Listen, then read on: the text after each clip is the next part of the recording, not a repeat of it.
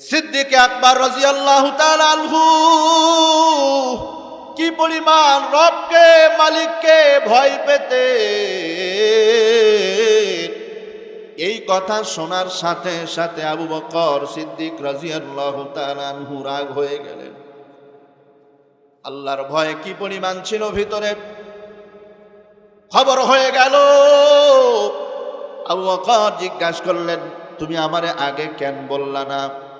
এরকম সন্দেহের খাবার আমি খেতে পারবো না, আমি আবু বকর খেতে পারবো না। গলার ভিতরে হাত দিয়ে দিলেন, হাত দিয়া বমি করার চেষ্টা করলেন। এ ভাই, আবু বকরের পেটটা ক্ষুধার্ত ছিল, পেটটা খালি ছিল, খাবারটা একেবারে তলে গিয়ে পৌঁছেছে। ওই খাবারটা যতই চেষ্টা করে বমি করার জন্য বের হয় না। খুব চেষ্টা করতেছেন ওই খাবারটা বের করে দিবে। খাদেম বলতেছে, সিদ্দিক আকবর, এই ক্ষুধার পেটে খাবার বের করার চেষ্টা হাজার করলেও বের হবে না, এমনিতেই বের হওয়া সম্ভব নয়। তার চেয়ে বড় একটা কাজ করুন, আমি পানি এনে দেই, পানি পান করেন, পেট ভর্তি করে পানি খান। ওই পানি খাওয়ার ফলে মুখের ভিতরে হাত দিয়ে খাবারগুলো বের করতে, বমি করতে সহজ হবে। তাই করলেন। সিদ্দিক আকবর রাদিয়াল্লাহু তাআলা আনহু পানি পান করার পর হাত দিয়ে পেটের মধ্যে হাত দিয়ে খাবারগুলো বমি করে বের করে দিলেন। আল্লাহু আকবার, জোরে কন। এ ভাই, সিদ্দিক আকবর রাদিয়াল্লাহু তাআলা আনহু কি পরিমাণ পরহেজগার ছিলেন, কি পরিমাণ আল্লাহওয়ালা ছিলেন, কি পরিমাণ আল্লাহর ভয় অন্তরে ছিল। সিদ্দিক বলেন, খাদেম বলেন, ও সিদ্দিক, এত কষ্ট করে খাবারটা কেন আপনি বের করতেছেন? আপনার তো বড় কষ্ট হচ্ছে। এ সিদ্দিক, কেন আপনি এত কষ্ট করছেন? কেন আপনি এত মরণপণ কষ্ট করছেন? কেন আপনি এত যন্ত্রণা সহ্য করলেন? সম্মানিত ভাইরা, সূরা বাকারা থেকে প্রসিদ্ধ আয়াতে কারিমা তেলাওয়াত করেছি।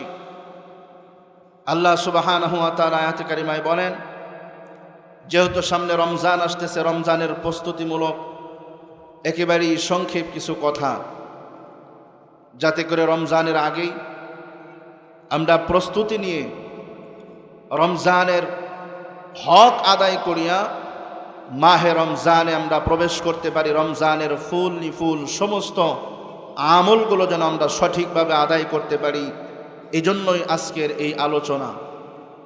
প্যারা হাজিরিন, আল্লাহ সুবহানাহু ওয়া তাআলা বলেন যে আমি মাহে রমজানকে কেন তোমাদের জন্য নাজিল করলাম। মাহে রমজান ধারাবাহিকভাবে 30টি রোজা, একটি মাস তোমাদের জন্য আমি নির্ধারণ করে দিলাম, লিখে দিলাম, বিধান করে দিলাম। 5টা রুকুনের মধ্যে মূল ভিত্তির মধ্যে একটিকে, মাহে রমজানকেও একটি ভিত্তি হিসাবে আমি তোমাদের জন্য নির্ধারণ করে দিলাম। কেন? যাতে করে তোমরা এই মাহে রমজানের রোজা রেখে মাহে রমজানের পুরোপুরি হক আদায় করে তোমরা যেন পুরাপুরি আল্লাহ ভীতি, খোদা ভীতি, যাতে করে তোমাদের ভিতরে ফুল তাকওয়া চলে আসে, আল্লাহ ভীতি চলে আসে, এই জন্যই আমি মাহে রমজান দিয়েছি। সুবহানাল্লাহ, সুবহানাল্লাহ। আমার প্রিয় মুসলমান ভাইয়েরা, এই জন্য আল্লাহ সুবহানাহু ওয়া তাআলা মাহে রমজান আমাদের জন্য দিয়ে দিলেন। রমজান আমাদের জন্য বড় এহসান, বড় করুণা।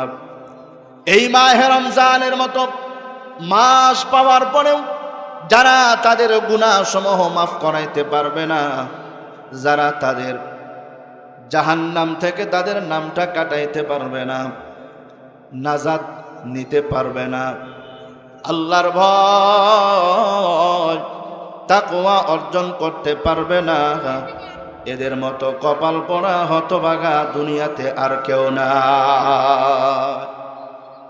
এজন্য আমার মুসলমান ভাইয়েরা, আল্লাহ সুবহানাহু ওয়া তাআলা রমজান দিয়েছেন, মাহে রমজানের রোজাগুলো দিয়েছেন আমাদেরকে সঠিক করার জন্য, আমাদেরকে ইসলাহ করার জন্য, আমাদেরকে পূত পবিত্র বানানোর জন্য, আমাদের আমলগুলো ঠিক করে আমাদের অন্তরের ভিতরে আল্লাহর ভয়, খোদা ভীতি পরিপূর্ণ আনার জন্যই রমজান দিয়েছেন। বলুন সুবহানাল্লাহ। আমার প্রিয় মুসলমান ভাইয়েরা, এজন্য আল্লাহ সুবহানাহু ওয়া তাআলা বলেন, ইয়া আইয়ুহাল্লাযীনা আমানু কুতিবা আলাইকুমুস সিয়াম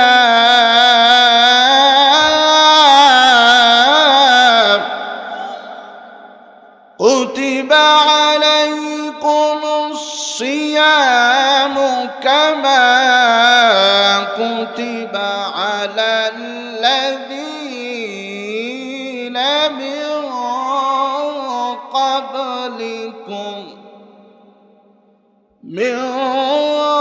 قبلكم لعلكم تتقون।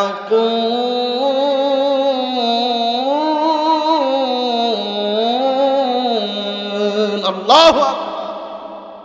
আল্লাহ বলেন যে কুতিবা আলাইকুমুস সিয়াম, ঈমানদারদেরকে ডাক দিয়ে বলতেছেন যে এই ঈমানদারেরা, এ বিশ্বাসীরা, যারা আমাকে বিশ্বাস করো, আমার বিধানগুলোকে বিশ্বাস করো, আমার পক্ষ থেকে যে হুকুমগুলো দেওয়া হয়েছে এগুলোকে বিশ্বাস করো, মেনে নাও। আমি তোমাদের জন্য আরেকটি বিধান দিয়ে দিলাম, আরেকটি হুকুম নাজিল করলাম, লিখে দিলাম, সেটি হলো রমজান মাসের রোজা। সুবহানাল্লাহ। কুতিবা আলাইকুমুস সিয়াম, আমি তোমাদের জন্য রোজাকে ফরজ করলাম। আল্লাহ সুবহানাহু ওয়া তাআলা আরো বলেন, কামা কুতিবা আলাল্লাযীনা মিন ক্বাবলিকুম, বান্দা আমি শুধুমাত্র তোমাদের জন্যই রোজা দেই নাই, তোমাদের জন্যই রোজা ফরজ করি নাই, তোমাদের পূর্ববর্তী যারা ছিল, পূর্ববর্তী উম্মত যারা ছিল তাদের জন্য আমি রোজা দিয়েছিলাম। আল্লাহ এই কথা কেন বললেন? মুফাসসিরিনগণ লেখেন যে পূর্বেরকার আমলের কথা শোনার পর বান্দাদের মধ্যে এই আগ্রহ তৈরি হয়ে যাবে যে শুধুমাত্র এই কাজটা, এই আমলটা আমরাই করি না, বরং আমাদের পূর্ববর্তী উম্মতরাও এই আমল করেছে। এই জন্য তোমাদের জন্য সহজ হয়ে যাবে, তোমাদের কাছে ওই আমলটা কঠিন মনে হবে না। আর যদি শুধুমাত্র তোমাদের জন্য আমল দিতাম তাহলে হয়তোবা তোমরা প্রশ্ন করতে, তোমাদের কাছে মনে হতো যে এই আমলটা শুধুমাত্রই আমাদের জন্য, এজন্য তোমাদের কঠিন হয়ে যেত। সুবহানাল্লাহ। তোমাদের পূর্ববর্তীরাও এই রোজা পালন করেছে, সুতরাং কঠিন কিছু মনে করিও না, বরং এই রোজাকে তোমরা কঠিন মনে করবা না, সহজ মনে করো। কেন?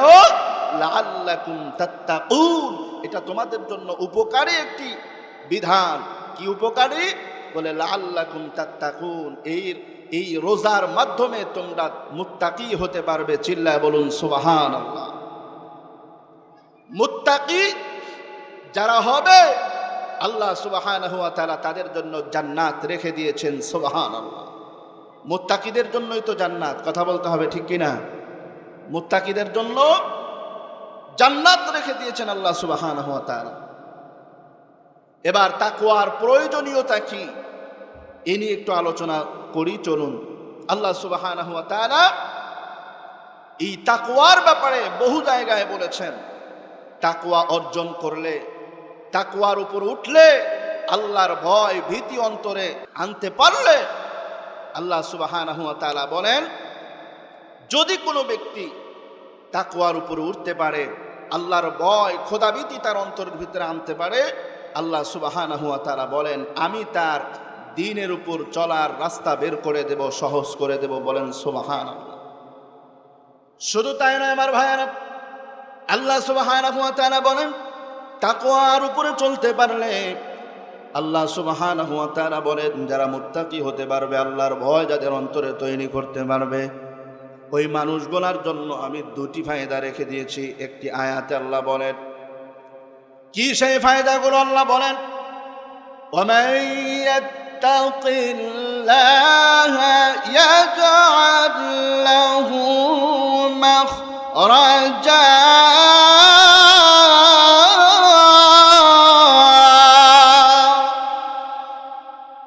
আল্লাহ রাব্বুল আলামিন বলেন, এক নাম্বার ফায়দা হলো যে ব্যক্তি তাকওয়া অবলম্বন করবে, আল্লাহর ভয় অন্তরে লালন করবে, খোদা ভীতি তৈরি করবে, ওই ব্যক্তির জন্য আমি রাস্তা বের করে দেব আমার পথে চলার জন্য। বলেন সুবহানাল্লাহ।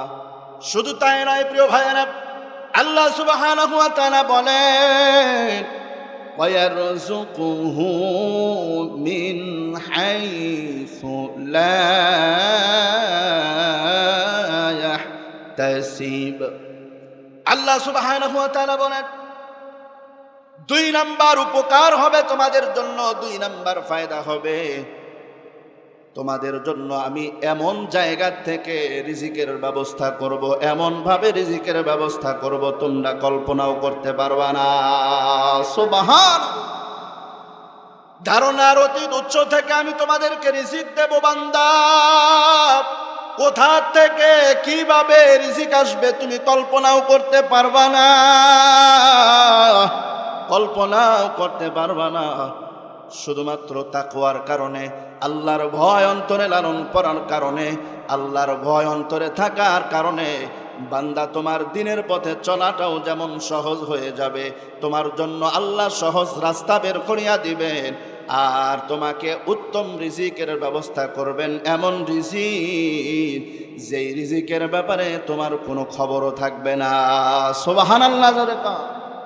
আবার প্রিয় যুবক ভাইয়েরা, মুরব্বী বাবাজিরা, খুব ভালো করে কথাগুলো বুঝবেন। এই জন্য তাকওয়ার দরকার আছে, পরিপূর্ণ তাকওয়া, পরিপূর্ণ আল্লাহর ভয় অন্তরে লালন করার দরকার আছে না নাই? জোরে কোন, একটু আওয়াজ দিয়া বলা যায় না বাবা, আছে না নাই? আল্লাহর ভয় অন্তরে লালন করার দরকার আছে না নাই? আরো আওয়াজ দিয়ে কোন, আছে না না? এ ভাইরা আমার, যার ভিতরে আল্লাহর ভয় থাকবে ওই লোকটা কোনোদিন খারাপ কাজ করতে পারবে না, ওই লোকটা কোনোদিন অন্যায় অপরাধের কাজ করতে পারবে না। যার ভিতরে আল্লাহর ভয় থাকবে ওই লোকটা কোনোদিন নেশা দ্রব্য থেকে শুরু করে দুনিয়ার যত পর্যায়ের খারাপ কাজ আছে কোনো খারাপ কাজের দিকে ধাবিত হতে পারবে না। ঠিক কিনা? অন্যায় কাজ করতে পারবে না, চুরি করতে পারবে না, ডাকাতি করতে পারবে না, ছিনতাই করতে পারবে না, আরেকজনের মাল আত্মসাৎ করতে পারবে না। শুধু তাই নয়, এই দেশের সম্পদ, দেশ ও জাতির জনগণের সম্পদ লুণ্ঠন করে, চুরি করে বিদেশে পাচার করতে পারবে না। ঠিক কিনা? জোরে কন, আরো আওয়াজ দিয়ে শুনতে চাই, মুসলমানের ইমানি আওয়াজ দিয়ে জোরে বলতে হবে, ঠিক কিনা? আজকে শুধুমাত্র তাকওয়ার অভাবের কারণে, আল্লাহর ভয় অন্তরে না থাকার কারণে, এ বাবা, দেশ স্বাধীন হয়েছে ঠিকই, কিন্তু ছিনতাই কমে নাই। আওয়াজ দেয় না, আওয়াজ দেয় না। দেশ স্বাধীন হয়েছে ঠিকই, এখনো পর্যন্ত ডাকাতি বন্ধ হয় নাই, সাদাবাজি বন্ধ হয় নাই, খুন বন্ধ হয় নাই। আস্তে কন কেন? জোরে কন, জোরে কন, জোরে কন। রাস্তায় মানুষের জানমালের নিরাপত্তা নাই। এ মুসলমান, জানমালের নিরাপত্তা দিবে কে? জোরে কন, আওয়াজ দিয়ে বলতে হবে কে?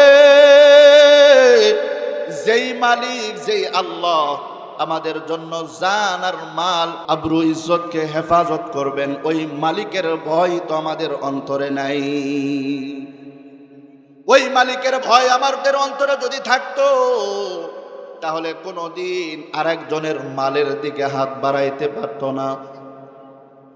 আরেকজনের মালের দিকে হাত বাড়াতো দূরের কথা, কল্পনাও করতে পারতো না।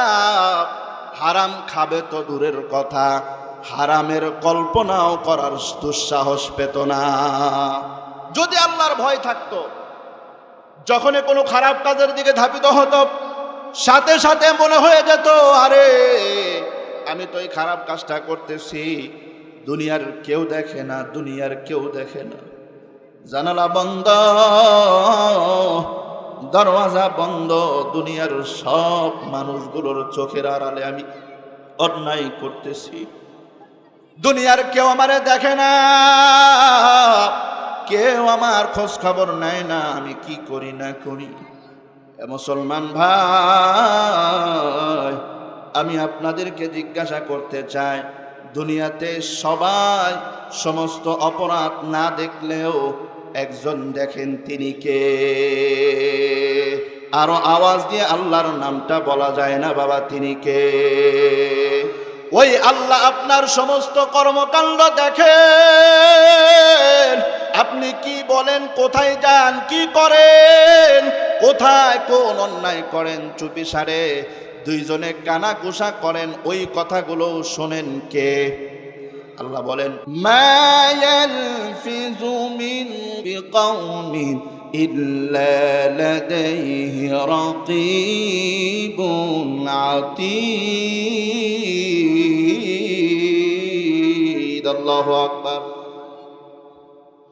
আমার প্রিয় মুসলমান ভাইয়েরা, আল্লাহ সুবহানাহু ওয়া তাআলা বলেন, এ মুসলমান, এ আল্লাহর বান্দারা, এ আমার বান্দারা, খুব ভালো করে শোনো, তোমরা দুনিয়াতে যেই কথাগুলো বলো, ওই কথাগুলো চুপিসারি বলো, আর মানুষের সামনে বলো, আড়ালে বলো, গীবত বলো, শিকায়েত বলো, মিথ্যা বলো, আর জগলখড়ি করো, যেই কথাগুলোই বলো না কেন, প্রত্যেকটা কথা আমার পক্ষ থেকে রেকর্ড করা হয়, সব কথাগুলো রেকর্ড করা হয়। এই ভয় যদি আপনার অন্তরে থাকতো, আরে আমি তো আরেকজনের জন্য গীবত করছি, আরেকজনের পরনিন্দা করছি, আরেকজনের দুশ্চর্চা করছি, দুনিয়ার কেউ দেখে নাই, যেই ভাইটা যেই বোনটার ব্যাপারে আমি বদনাম করতেছি, গীবত করতেছি, দুনিয়ার কেউ দেখে না, ওই মালিক, আসমানের মালিক তো একজন আছেন, উনি তো আমার সমস্ত কথাগুলো দেখতেছেন, রেকর্ড করতেছেন, আমার সমস্ত কাজগুলো, সমস্ত কথাগুলো রেকর্ড হচ্ছে। এই কথা যদি অন্তরে থাকতো, এটার নামই হলো তাকওয়া, এটার নামই হলো আল্লাহ ভীতি, খোদা ভীতি। এ মুসলমান, এইটা যদি অন্তরের মধ্যে থাকে, আমি কসম খেলেও কাফারা দিতে হবে না, ওই লোকটা কোনোদিন খারাপ কথার খারাপ কাজ করতে পারবে না। কার ভয়ে? আরো আওয়াজ দিয়ে বলতে হবে, কার ভয়? আল্লাহর ভয়। আমার প্রিয় মুসলমান ভাইয়েরা, আল্লাহর ভয় অন্তরে থাকলে হারাম তো দূরের কথা, সন্দেহের খাবার, সন্দেহ পোষণ, যেই কাজটার ভিতরে, কথার ভিতরে সন্দেহ আছে, ওই সন্দেহ কাজ থেকেও, সন্দেহমূলক কাজ থেকেও বান্দা বিরত থাকতে পারবে তাকওয়ার বলে। যেমন কি হযরতে সিদ্দিক আকবর রাদিয়াল্লাহু তাআলা আনহু, জলিলুল কদর সাহাবী হযরতে আবু বকর সিদ্দিক রাদিয়াল্লাহু তাআলা আনহু, খাদেম তাকে কিছু খাবার এনে দিল, পেটের মধ্যে বড় ক্ষুধা, ক্ষুধার যন্ত্রণায় আবু বকর ছটফট করতেছিল। খাদেম কিছু খাবার এনে দিলেন, খাবারগুলো তাহকিক ছাড়াই সিদ্দিক আকবর রাদিয়াল্লাহু তাআলা আনহু খেয়ে নিলেন। ক্ষুধার্ত পেট হযরতে আবু বকর সিদ্দিক রাদিয়াল্লাহু তাআলা আনহু খাবারগুলো খেয়ে নিলেন, একেবারে পেটের তলে গিয়ে পৌঁছলো খাবার। আমার প্রিয় মুসলমান ভাইয়েরা, খাদেম জিজ্ঞাসা করলেন, এ আবু বকর, আপনি যে খাবার খাইলেন, খাবার খাওয়ার আগে প্রতিদিন প্রতিনিয়ত আপনি তাহকিক করে খাইতেন, আজকে কেন তাহকিক করলেন না? তাহকিক ছাড়া কেন আপনি আবু বকর খাবার খাইলেন, খানা খাইলেন? বললেন যে পেটে বড় ক্ষুধা, এই জন্যই আমি তোমারে জিজ্ঞাসা করতে পারি নাই, তাহকিক করতে পারি নাই। বলো রে, খাবারগুলোর উৎস কোথায়, কোথা থেকে খাবার এনেছো? খাদেম বলতেছেন, হযরত, আমি খাবারগুলো এনেছি একটা বিবাহ শাদীর অনুষ্ঠান থেকে। অনেক দিন পূর্বে আমি তাদেরকে ঝাড়ফুঁক করেছিলাম, এবং সেই ঝাড়ফুঁক করার কারণে, তদবির করার কারণে আজকে সেই বিয়ের অনুষ্ঠানের পাশ দিয়ে আমি যাইতেছিলাম, আমাকে ডাক দিয়ে খাবারগুলো আমাকে হাদিয়া দিয়ে দিয়েছে। সিদ্দিক আকবর রাদিয়াল্লাহু তাআলা আনহু কি পরিমাণ রবকে, মালিককে ভয় পেতে, এই কথা শোনার সাথে সাথে আবু বকর সিদ্দিক রাদিয়াল্লাহু তাআলা আনহু রাগ হয়ে গেলেন। আল্লাহর ভয় কি পরিমাণ ছিল ভিতরে, খবর হয়ে গেল। আবু বকর জিজ্ঞাসা করলেন, তুমি আমারে আগে কেন বললা না? এরকম সন্দেহের খাবার আমি খেতে পারবো না, আমি আবু বকর খেতে পারবো না। গলার ভিতরে হাত দিয়ে দিলেন, হাত দিয়া বমি করার চেষ্টা করলেন। এ ভাই, আবু বকরের পেটটা ক্ষুধার্ত ছিল, পেটটা খালি ছিল, খাবারটা একেবারে তলে গিয়ে পৌঁছেছে। ওই খাবারটা যতই চেষ্টা করে বমি করার জন্য বের হয় না। খুব চেষ্টা করতেছেন ওই খাবারটা বের করে দিবে। খাদেম বলতেছে, সিদ্দিক আকবর, এই ক্ষুধার পেটে খাবার বের করার চেষ্টা হাজার করলেও বের হবে না, এমনিতেই বের হওয়া সম্ভব নয়। তার চেয়ে বড় একটা কাজ করুন, আমি পানি এনে দেই, পানি পান করেন, পেট ভর্তি করে পানি খান। ওই পানি খাওয়ার ফলে মুখের ভিতরে হাত দিয়ে খাবারগুলো বের করতে, বমি করতে সহজ হবে। তাই করলেন। সিদ্দিক আকবর রাদিয়াল্লাহু তাআলা আনহু পানি পান করার পর হাত দিয়ে পেটের মধ্যে হাত দিয়ে খাবারগুলো বমি করে বের করে দিলেন। আল্লাহু আকবার, জোরে কন। এ ভাই, সিদ্দিক আকবর রাদিয়াল্লাহু তাআলা আনহু কি পরিমাণ পরহেজগার ছিলেন, কি পরিমাণ আল্লাহওয়ালা ছিলেন, কি পরিমাণ আল্লাহর ভয় অন্তরে ছিল। সিদ্দিক বলেন, খাদেম বলেন, ও সিদ্দিক, এত কষ্ট করে খাবারটা কেন আপনি বের করতেছেন? আপনার তো বড় কষ্ট হচ্ছে। এ সিদ্দিক, কেন আপনি এত কষ্ট করছেন? কেন আপনি এত মরণপণ কষ্ট করছেন? কেন আপনি এত যন্ত্রণা সহ্য করলেন? আবু বকর বলে, ভাই, আমার এই খাবারের সাথে যদি, আমার এই বমির সাথে যদি কলিজাও বের হয়ে যেত, আমি আবু বকরের জানটাও যদি বের হয়ে যেত, আমি আবু বকর এই খাবার আমি পেটের মধ্যে রাখতাম না। আল্লাহু আকবার। এ মুসলমান ভাই, হযরত আবু বকর সিদ্দিক রাদিয়াল্লাহু তাআলা আনহু জলিলুল কদর একজন সাহাবী।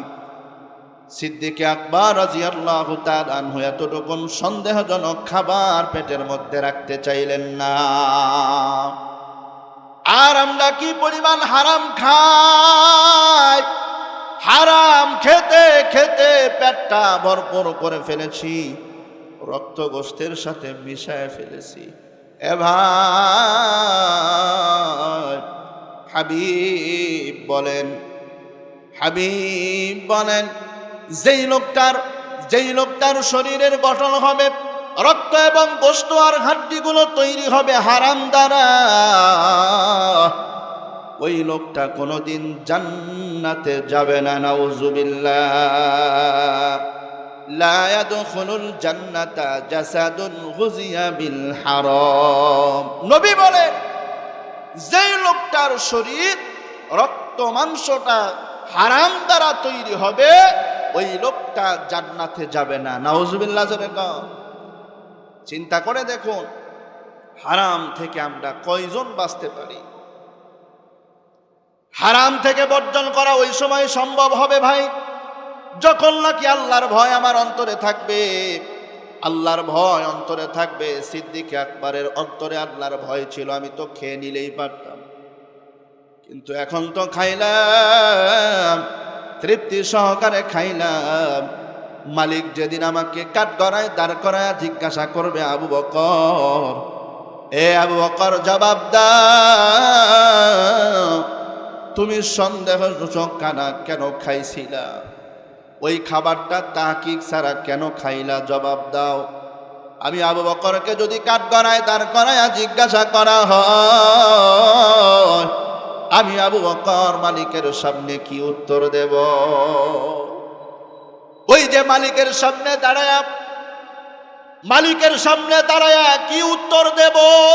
মালিক যদি আমাকে জিজ্ঞাসা করে, আমার হুকুমগুলো কেন পুরা করো নাই, আদেশগুলো কেন মানো নাই, নিষেধগুলো কেন মানো নাই, এ ভাই, ওই মালিকের সামনে জবাবদিহি তার ভয়ের নাম হলো তাকওয়া।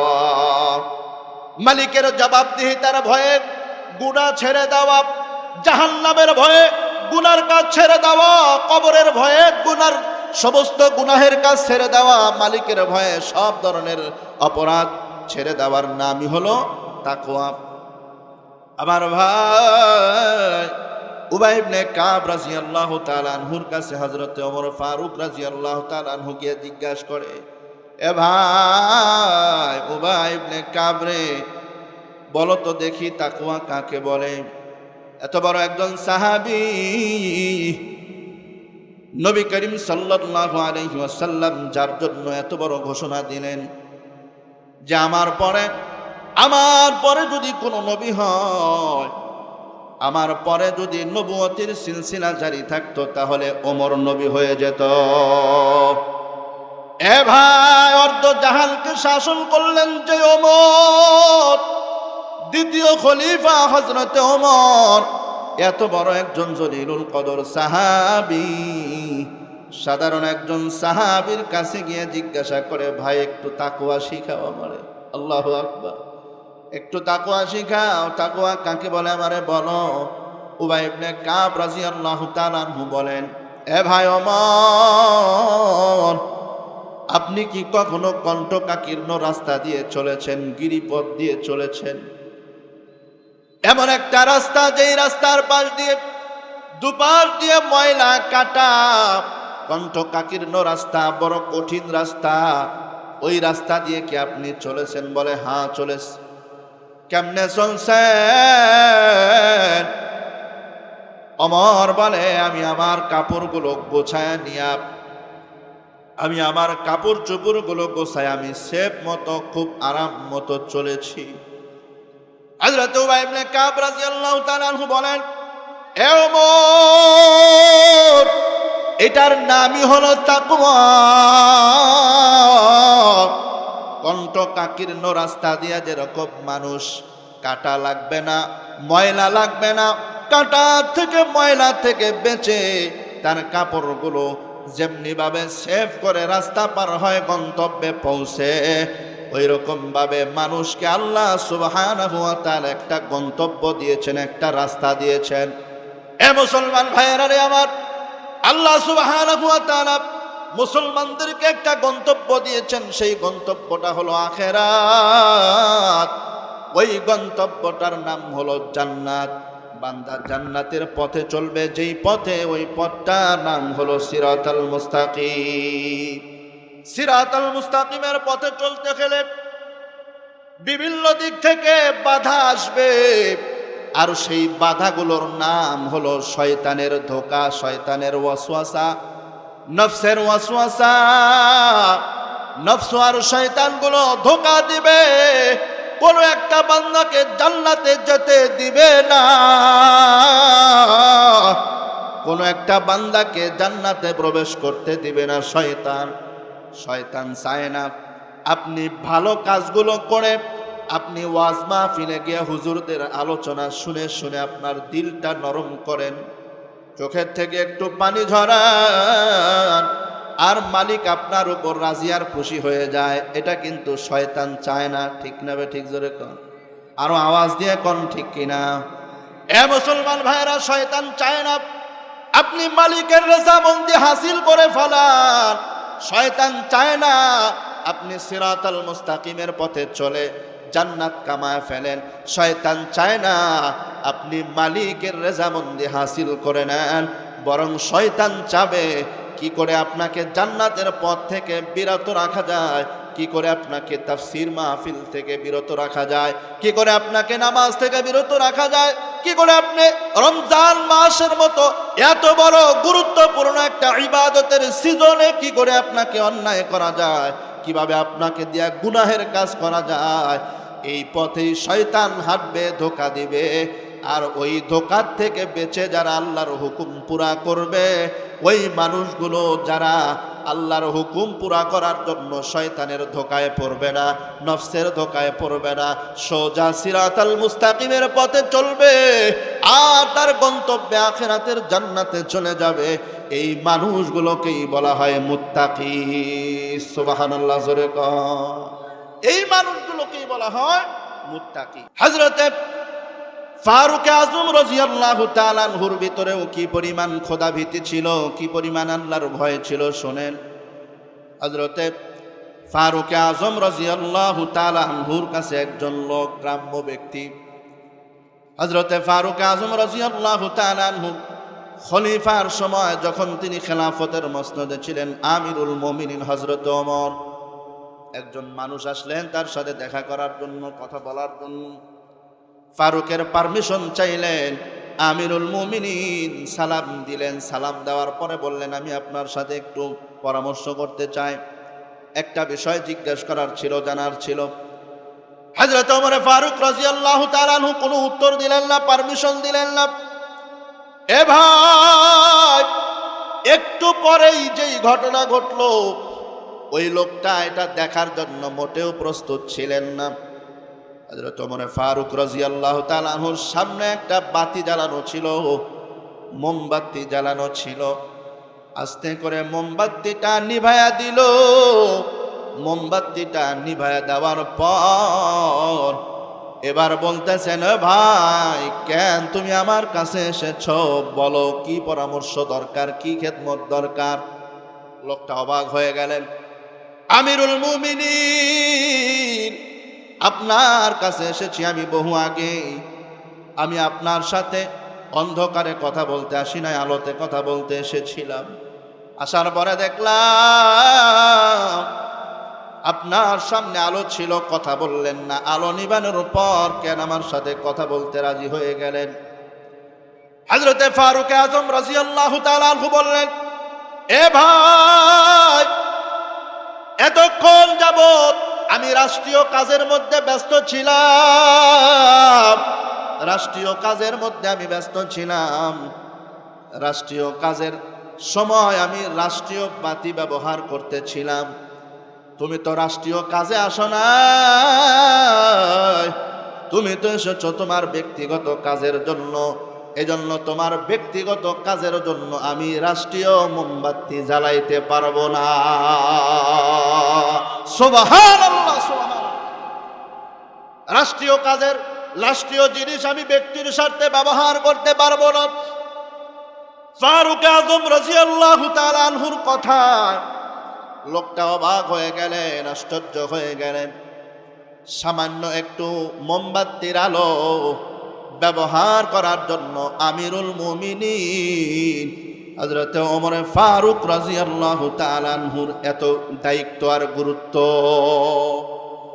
ফারুককে বললেন, এ আমিরুল মুমিনিন, সামান্য একটা বাতি জ্বালায়া কাজ করবেন, এতেই আপনার এত সমস্যা কেন? আমিরুল মুমিনিন হযরত আমিরুল মুমিনিন ফারুক আজম রাদিয়াল্লাহু তাআলা আনহুকে প্রশ্ন করার পর যে উত্তর দিলেন, হযরত ফারুক আজম রাদিয়াল্লাহু তাআলা আনহু বললেন যে এই রাষ্ট্রীয় জিনিস রাষ্ট্রীয় কাজেই ব্যবহার করা লাগবে, ব্যক্তিগত কাজের জন্য ব্যবহার করা যাবে না।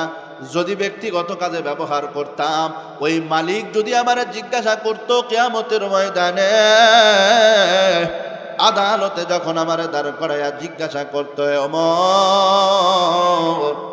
ক্ষমতার মসনদ পাইয়া, ক্ষমতার মসনদ পাইয়া, খেলাফতের মসনদে বসিয়া, দুনিয়ার দায়িত্ব পাইয়া, জনগণের জানমাল, জনগণের মাল নিয়া তুমি তামাশা করছো, নিজের কাজে ব্যবহার করছো, জনগণের মাল নিয়া তুমি নিজের কাজে ব্যবহার করছো। জবাব দাও, এ ওমর, আজকে জবাব না দেওয়া পর্যন্ত, এই মানুষগুলোর হক আদায় না করা পর্যন্ত একটা কদম সামনে আগাইতে দেওয়া হবে না।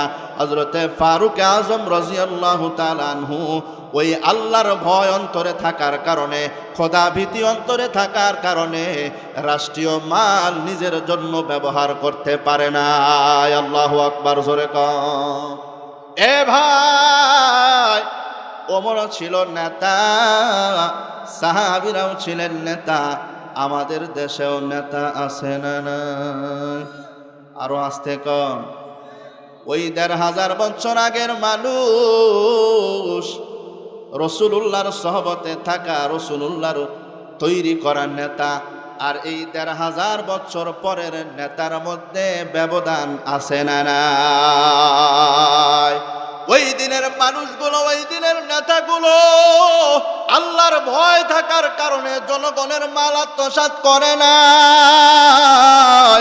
আর ১৫০০ বছর পরের মানুষগুলো আল্লাহর ভয় না থাকার কারণে হাজার হাজার লক্ষ লক্ষ কোটি কোটি টাকা জনগণের মাল আত্মসাৎ করে বসে থাকে। আওয়াজ করে বলতে হবে ঠিক না বেঠিক? কেন? আল্লাহর ভয় না থাকার কারণে। এজন্য যত পদ্ধতি অবলম্বন করো রে মুসলমান, যত পদ্ধতি অবলম্বন করো না কেন, এই অন্যায়, অপরাধ, দুর্নীতি, চাঁদাবাজি, ছিনতাই, রাহাজানি, চুরি, বাটপারি, ডাকাতি, এগুলো বন্ধ করা যাবে না যতক্ষণ পর্যন্ত মানুষদের ভিতরে আল্লাহর ভয় ঢোকাতে না পারবা। ঠিক কিনা? আমার প্রিয় মুসলমান ভাইয়েরা, যে কথা বলতেছিলাম, এই জন্য আল্লাহর ভয়, তাকওয়া অন্তরে থাকার দরকার আছে না নাই? আরো আওয়াজ দিয়া বলতে হবে, আছে না নাই? আমার প্রিয় মুসলমান ভাইয়েরা, আল্লাহ সুবহানাহু ওয়া তাআলা এজন্যই বলেছেন, ওয়ামান ইয়াত্তাকিল্লাহা ইয়াজআল লাহু মাখরাজা ওয়া ইয়ারযুকুহু মিন হাইসু লা ইয়াহতাসিব। আল্লাহু আকবার। আল্লাহ বলেন, বান্দা, তোমাদের থেকে যে ব্যক্তি তাকওয়া অর্জন করবে, আল্লাহর ভয় অন্তরে লালন করবে, ওই লোকটার জন্য আমি দ্বীনের পথে চলার জন্য রাস্তা বের করে দেব। সুবহানাল্লাহ, একটু জোরে বলতে হবে সুবহানাল্লাহ। শুধু তাই নয়, আল্লাহ বলতেছেন যে ওয়ায়ারযুকুহু মিন হাইসু লা ইয়াহতাসিব, ধারণার অতীত উচ্চ থেকে রিজিক দিবেন কে? আল্লাহর নাম বলতে কষ্ট হয়? আর একটু জোরে আওয়াজ দিয়ে বলেন না, কে? তাকওয়া অর্জন করলে আল্লাহর পথে, দ্বীনের পথে চলা যেরকম সহজ হয়ে যায়, রিজিকের ব্যবস্থাও ওই আল্লাহই করে দেন। এমন রিজিক আল্লাহ আপনাকে আমাকে খাওয়াবেন, কোথা থেকে রিজিক দিবেন আমি কল্পনাও করতে পারবো না। শুধু তাই নয়, নবীজির হাদিসের মধ্যে বলেন, হযরত আবু হুরায়রা থেকে বুখারী শরীফে এসেছে, মুসলিমে এসেছে, বিভিন্ন হাদিসের কিতাবে এসেছে, হযরত আবু হুরায়রা থেকে বর্ণিত, উনি বলেন, আমি রাসূলুল্লাহ সাল্লাল্লাহু আলাইহি ওয়াসাল্লামকে জিজ্ঞাসা করেছিলাম, কিলা ইয়া রাসূলুল্লাহ মান আকরামুন নাস, ওগো নবীজি, মানুষদের মধ্যে কোন মানুষগুলো সম্মানিত, মর্যাদার দিক থেকে কোন মানুষগুলো বেশি সম্মানী, মর্যাদাবান? নবীজি বললেন, আতকাহুম, ওই মানুষগুলো, ক্বালা আতকাহুম, নবীজি বলেন, ওই মানুষগুলো তারাই যাদের অন্তরের মধ্যে আল্লাহর ভয় রয়েছে। বলতে হবে সুবহানাল্লাহ। যাদের ভিতরে আল্লাহর ভয় আছে, খোদা ভীতি আছে, ওই মানুষগুলো সমস্ত মানুষের মধ্যে মর্যাদায় সম্মানিত। সুবহানাল্লাহ, জোরে কন, মর্যাদায় বেশি। আমার প্রিয় মুসলমান ভাইয়েরা, দুনিয়ার লাইনে কে কত বড় কোটিপতি হলো, কে কয়টা বাড়ির মালিক হলো, কে কত বড় সম্পদশালী হলো, কে কত বড় ক্ষমতাধর হলো, কার ডাকে কত মানুষ আসে, কে কত বড় চেয়ারওয়ালা, কে কত বড় লিডার, কত বড় নেতা, ওই মানুষটা দুনিয়াতে সম্মানী হতে পারে যার চেয়ার বড়, যার সম্পদ বেশি, যার চেহারা সুন্দর, যোগ্যতা বেশি, দুনিয়ার চোখে আমরা তাদেরকে সম্মানী মনে করি, কামিয়াবি আর সফলতা মনে করি। না রে ভাই না, আসলেও তো সফলতার মানুষ ওই ব্যক্তি, আসলেও তো মর্যাদাবান সম্মানী ওই ব্যক্তি যার অন্তরের মধ্যে তাকওয়া ভরপুর। যেই লোকটার কাছে তাকওয়া আছে তার কাছে সব আছে, যার কাছে তাকওয়া নাই তার কাছে কিচ্ছু নাই। এ ভাই, দুনিয়ার সম্পদের মালিক হতে পারে, কোটি কোটি টাকার মালিক হতে পারে, কিন্তু তার ভিতরে আল্লাহর ভয় নাই, জিরো, কিচ্ছু না। কথা বলে না? আর যেই লোকটা রিক্সা চালায়, ঠেলা চালায়, যেই লোকটা দিন মজুর করে খায়, ওই লোকটার ভিতরে আল্লাহর ভয় আছে। এজন্য আল্লাহর ভয় থাকার কারণে সকালবেলা ফজরের আজান হওয়ার সাথে সাথে যখন মুয়াজ্জিন বলে আসসালাতু খায়রুম মিনান নাওম, এই কথা যখন শোনে যে নামাজ হলো ঘুমের চাইতে উত্তম, এই খবরটা যখন তার কানের মধ্যে আসে, মুয়াজ্জিনের এই আজানের শব্দটা যখন তার কানে আসে, হাইয়া আলাস সালাহ, এসো নামাজের দিকে, হাইয়া আলাল ফালাহ, এসো কল্যাণের দিকে, এই কথাগুলো বান্দা শোনার সাথে সাথে দুনিয়ার আর কোনো কাজকর্ম করতে পারে না,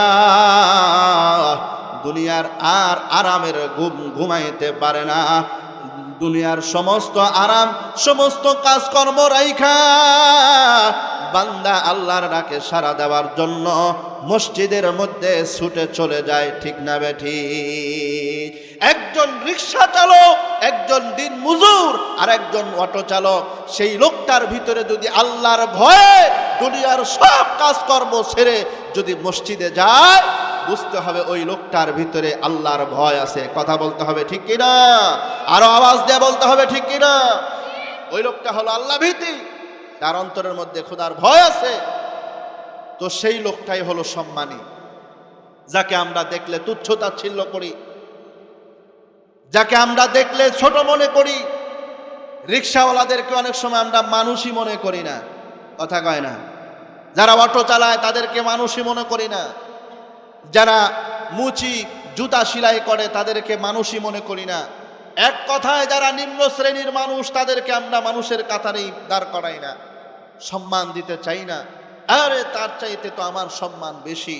মোহতারাম হাজিরিন, ওই লোকটার ভিতরে যদি আল্লাহর ভয় থাকে, ওই লোকটার ভিতরে যদি খোদার ভয়, আল্লাহর ভয় পরিপূর্ণ থাকে, ওই লোকটা হলো আল্লাহর কাছে সবচাইতে বেশি মর্যাদাবান, সবচাইতে বেশি মর্যাদাবান। এজন্য ওলামায়ে কেরামের কাছে টাকা নাই, আলেমদের কাছে টাকা নাই, পয়সা নাই। আলেমদের বংশমর্যাদাও যদি খারাপ হয়, তেমন একটা প্রসিদ্ধ নামকরা বংশ না। আলেমদের যদি অন্যান্য সাইটে দুর্বল হয়, কিন্তু ওলামায়ে কেরামের সম্মান বাড়িয়ে দেন কে? এই আওয়াজ, এতগুলো যুবক ভাইদের এই আওয়াজ, জোরে আওয়াজ দিয়ে বলতে হবে কে? আল্লাহ সম্মান বাড়িয়ে দেন। আল্লাহ সুবহানাহু ওয়া তাআলা কেন সম্মান বাড়ায় দেন? আল্লাহ নিজেই বলেছেন যে আলেমদের ভিতরে আমার ভয় পরিপূর্ণ রয়েছে। সুবহানাল্লাহ। ওলামায়ে কেরামরা যত বেশি ভয় পায় আমাকে ইবাদতের ক্ষেত্রে, অন্য কেউ এত বেশি ভয় পায় না। আর এই আল্লাহর ভয়টার নামই হলো কি? তাকওয়া। জোরে বলেন না কি? আল্লাহু আকবার। আমার প্রিয় মুসলমান ভাইয়েরা, এই জন্য যাদের ভিতরে তাকওয়া থাকবে, ওই মানুষগুলোর সম্মান আল্লাহ যেমনি ভাবে বাড়ায়া দিবেন, দিনের পথে চলা সহজ করে দিবেন। ওই মানুষগুলোর রিজিকের ব্যবস্থা হয়ে যাবে এমন জায়গা থেকে বান্দা কোনোদিন কল্পনাও করতে পারে না। বনি ইসরায়েলদের একটা ঘটনা। বনি ইসরায়েলের একজন যুবক চালন বানাইতো, চালন বানায়া বানায়া বিক্রি করত,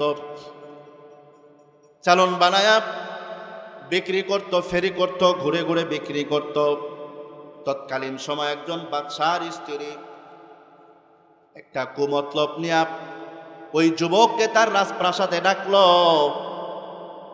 তার দাসীরা বাদীরা ওই যুবকের খবর দিল, ও দাসী, ও আমাদের রানী, এই মহল্লার মধ্যে, রাজ্যের মধ্যে একজন যুবক আছে, খুবই সুন্দর চমৎকার চেহারা, পাগল করার মতো একটা চেহারাওয়ালা যুবক আছে, একজন মানুষ আছে।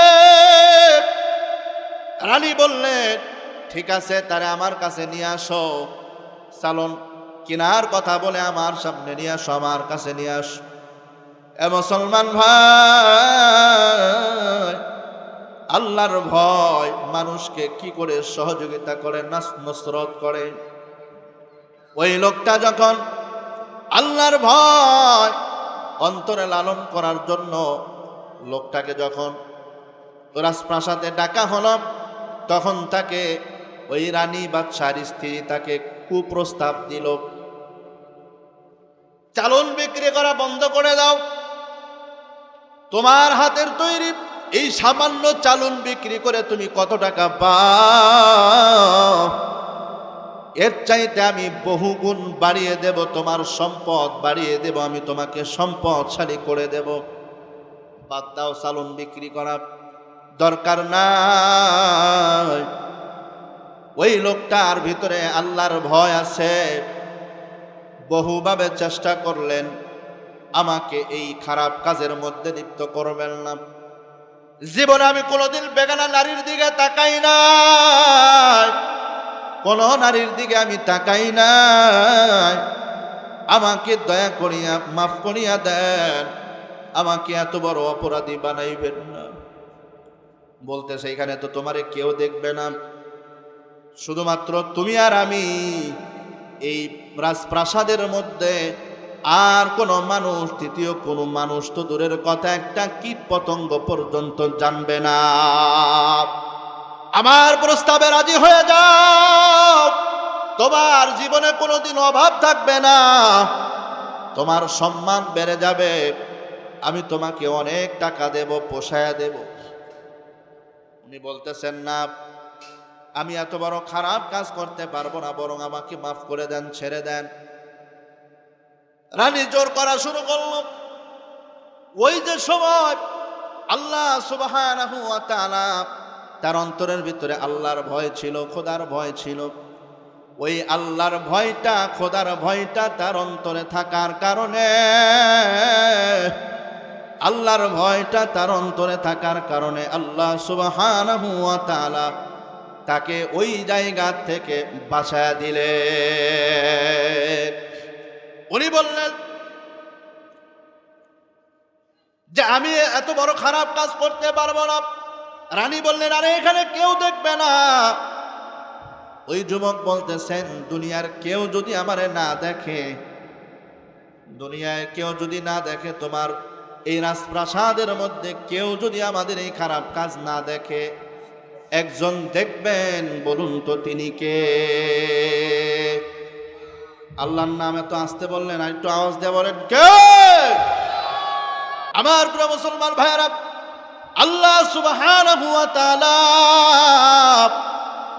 ওই যে যুবকটার ভিতরে আল্লাহর ভয় থাকার কারণে, ওই সময় আল্লাহর দোহায় দেওয়ার কারণে আল্লাহর দিকে মোতাজ্জ হয়ে দোয়া করলেন, ওগো মালিক, এই জায়গায়, ও মালিক, এই জায়গায় তুমি ছাড়া আমার আর কেউ নাই, আমাকে বাঁচানোর মতো কেউ নাই।